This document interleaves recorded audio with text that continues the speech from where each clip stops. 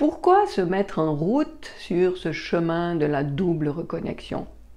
Parce que se mettre en lien avec sa mission de vie, c'est reconnecter avec sa nature profonde, renouer justement avec la personne qu'on est venu incarner et retrouver le cadeau qu'on a en nous et qu'on veut offrir au monde. Avant de se reconnecter à ça, le danger, c'est de se donner de la valeur par rapport aux autres. Ça veut dire quoi? Ça veut dire que avant d'être connecté à sa nature, on est dans le jugement constant. Parce qu'on se donne sa valeur par rapport aux autres. Donc les autres sont toujours plus ci ou moins cela par rapport à soi. Ou plutôt nous sommes toujours moins ceci ou plus cela. Alors quand on trouve quelque chose que les gens ont moins bien, on est content, on se valorise, moi j'ai pas ce problème ou moi je sais mieux faire ça. Au contraire, quand on voit des gens qui ont réussi mieux que nous à faire quelque chose, ou qui sont même physiquement plus cela, on se dévalorise en disant « Ah, je suis nul, moi je suis même pas capable de faire ça ». Enfin bref, c'est toujours cette comparaison aux autres. On se donne de la valeur par rapport aux autres. On juge les autres constamment. Et ça entraîne quoi? Ça entraîne une attitude de râler. On est tout le temps en train de râler, de se plaindre, et même de le partager autour de soi. Parce que quel autre moyen d'aller raconter ce qu'a fait telle personne qu'on trouve tellement nulle pour se valoriser aux yeux de la personne à qui on raconte. Tu vois, cette personne est tellement nulle d'avoir fait ça, moi je suis moins nulle, je ne l'ai pas fait. Et puis, ça devient tellement une habitude. J'ai été complètement dans ce schéma pendant des années. Mais ça devient tellement normal de procéder comme ça. Mais on n'a pas le choix, on ne peut pas faire autrement. On ne se trouve pas de valeur, puisqu'on ne sait pas qui on est. Alors, pour sortir de cet état d'insatisfaction, de comparaison, et puis en plus de ça, quand on se compare comme ça, on a peur de quoi? On a peur uniquement du jugement des autres, puisqu'on fait ça à longueur de journée, de se comparer aux autres, de juger les autres. On n'est quand même pas idiot au point de penser que les autres ne font pas la même chose avec nous.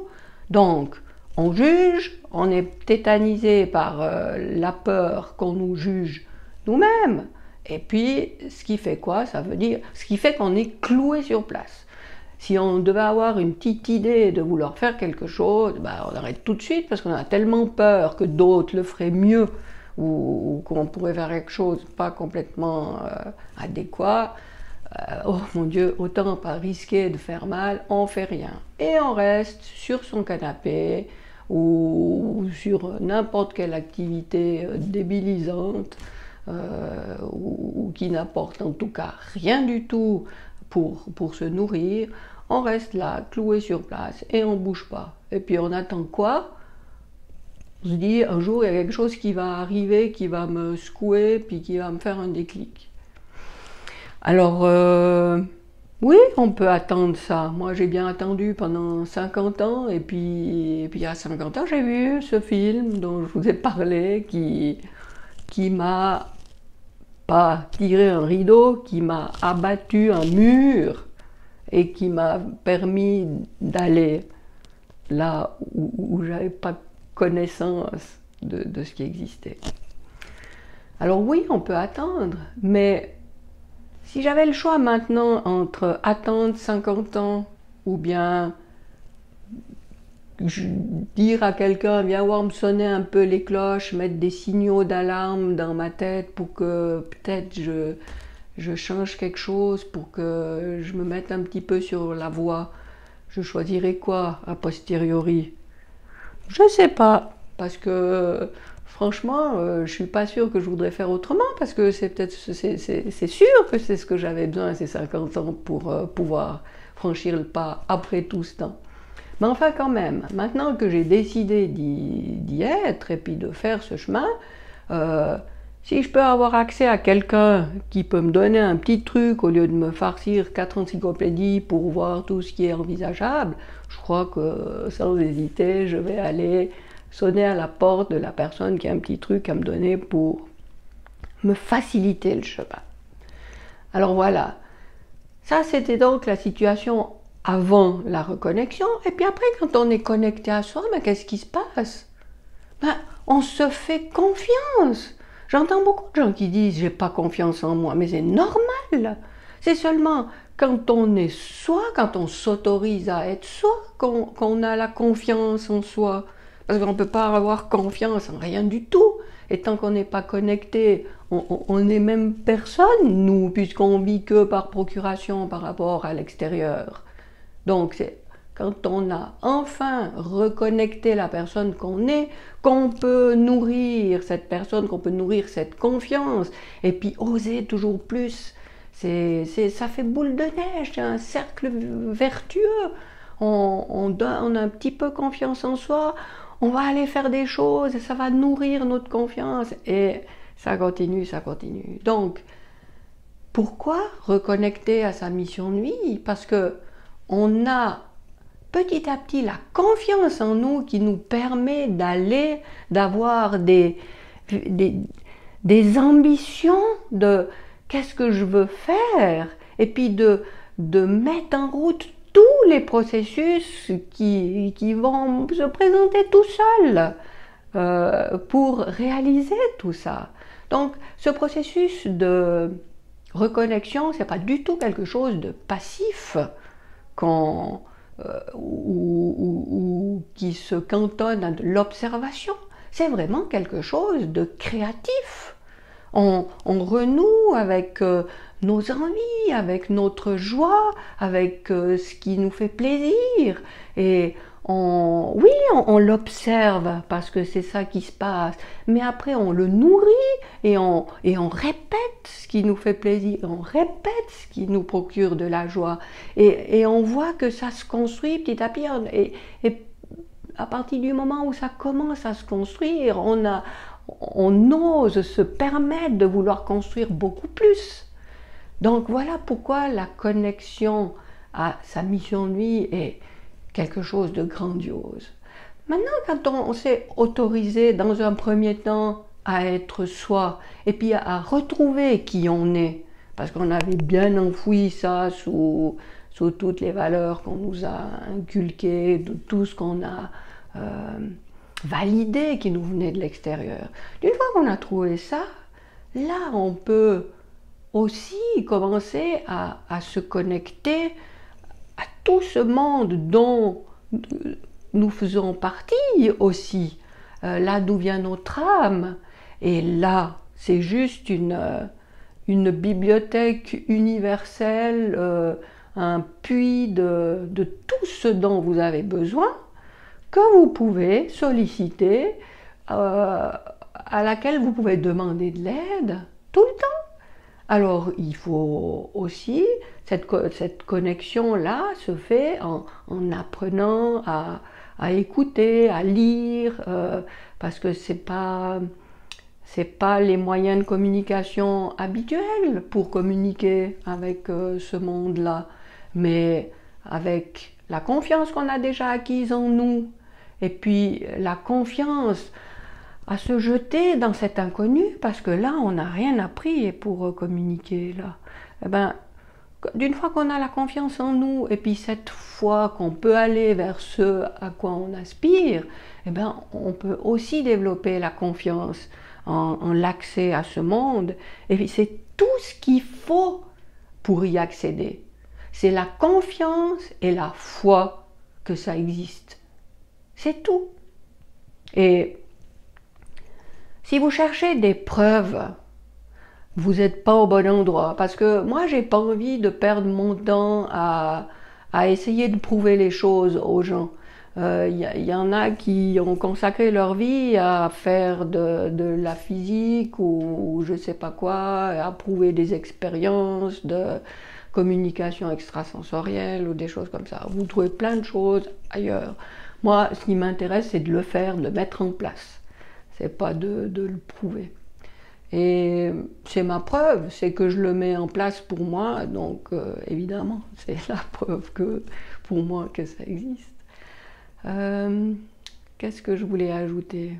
Oui, je pense que c'est le moment ici de vous faire une confidence et puis de vous confier ce qui pour moi a été le déclic que ça y est, j'avais établi le contact. C'est que on demande souvent, enfin les gens qui se lancent sur ce chemin ont de la peine et souvent me disent mais je demande des signes mais je reçois rien, comment on fait pour lire les signes et tout ça. Et c'est vrai que moi aussi j'étais confrontée à des doutes parce que je manquais de choses plus concrètes, de preuves plus grandioses. Et un jour, j'ai eu ma réponse et après ça a été terminé. J'ai plus remis en question quoi que ce soit et je fonce et j'y vais et puis tout se passe pour le mieux, donc plus rien ne va m'arrêter. Ce qui s'est passé, c'est que moi, j'ai une petite routine le matin, et puis dans cette routine, je pose des affirmations qui sont ce que je veux manifester dans ma vie. Et parce qu'il y a un gros travail à faire dans les croyances quand on s'initie à ce chemin. Et ce jour-là, je sais pas, j'étais un petit peu découragée par je sais plus quoi. Et puis, mon idée, c'est, ma conviction, c'est que je peux faire des miracles. Et puis, je pensais tout d'un coup, quand j'étais petite, est-ce qu'il y avait une personne que j'admirais particulièrement? C'est vrai que si j'ai eu un héros dans mon enfance, ben, je pense que ça doit bien être Jésus. Parce que faire des miracles comme ça, je trouvais ça génial. Après, j'ai oublié tout ça. Enfin bref, je suis là en train de faire ma routine et j'ai besoin d'une validation dans ce que je suis en train de faire là. Et je dis, voilà, maintenant, moi, je me dis que je peux faire des miracles, hein, c'est vrai, je me trompe pas. Je peux susciter chez les gens des choses extraordinaires qui vont changer leur vie.